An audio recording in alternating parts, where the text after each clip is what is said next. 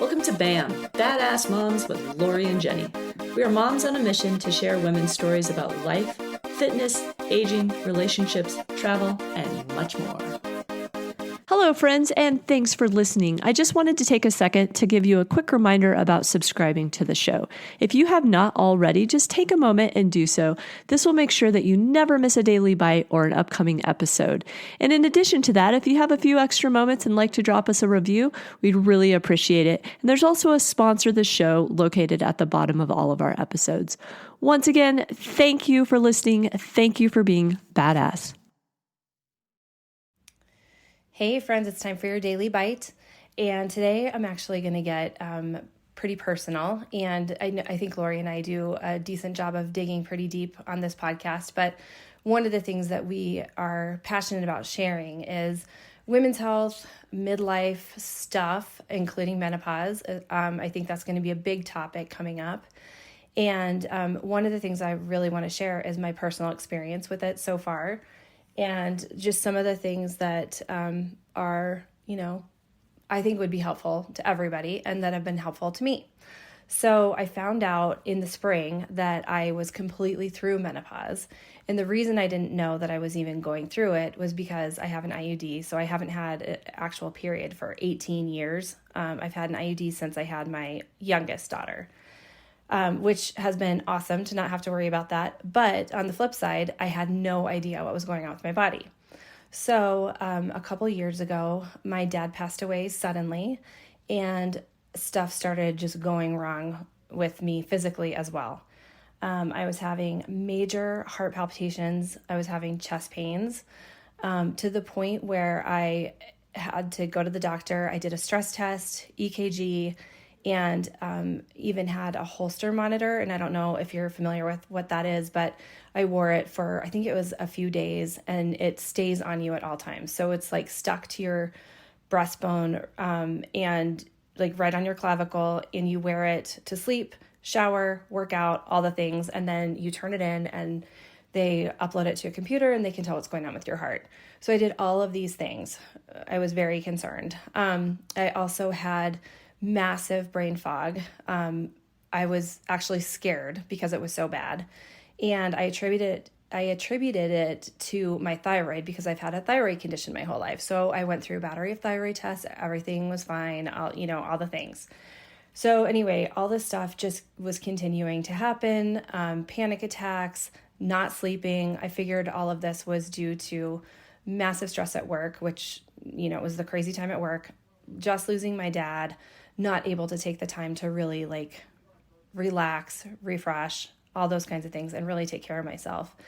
And anyway, this last spring, I finally said to my doctor, I'm like, I'm still not feeling good.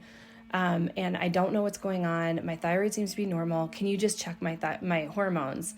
And if you've gone to the doctor and requested this type of a test, a lot of times doctors will say, hormones fluctuate all the time. It's not worth testing to see if you're in menopause. But my doctor, to her credit, said, all right, I don't think you are. I don't think you've gone through this, but let's just check anyway. So anyway, results come back and my FSH is very high, indicating that I've completely gone through menopause. So, which completely shocked me. And that led me to doing some research. And what I found was there are doctors that specialize in menopause. They're few and far between. They are on a website. They're listed on a website. And I think at the time it was like the North American Menopause Society, and they've changed the name. I think the website still might be North American Menopause Society, and you can Google that and find a doctor in your area. So I was able to find a doctor in my area that specialized in menopause. I was able to go to her and get all of the information that I needed on how to move forward from here.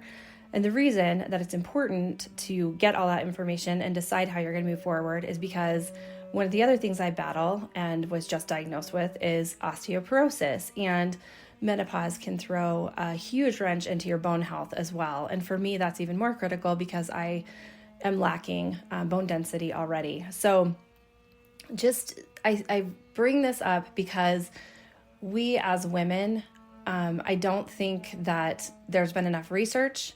I don't think there are enough conversations. And I think that our health in general and our livelihood and our mental health really suffers because there's not enough information in this area. So my goal is to share it so that you have some knowledge and that you don't feel like you're alone.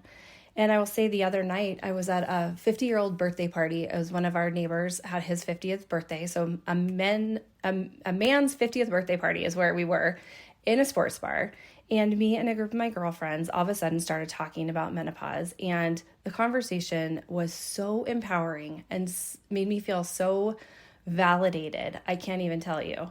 I'm not the only one that lost sleep for 2 years. I'm not the only one that had panic attacks. I'm not the only one that had heart palpitations to the point where I thought I might be having a heart attack. So all of these things we're talking about in the middle of the sports bar. And then all of a sudden, somebody asked the question about like hormone replacement therapy. And 5 of us that are standing in the circle pull our pants down just a tiny little bit just to show our patches. And just that visual of the circle of amazing women going through the same thing at the exact same time, showing their patches, like showing them off, it was just a magical experience. So anyway, I hope that we can continue this conversation. I think that it is absolutely critical for our physical health, our mental health, and the health of our families.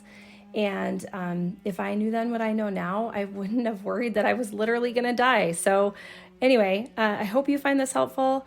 And I look forward to continuing the conversation with you all. Have a great day.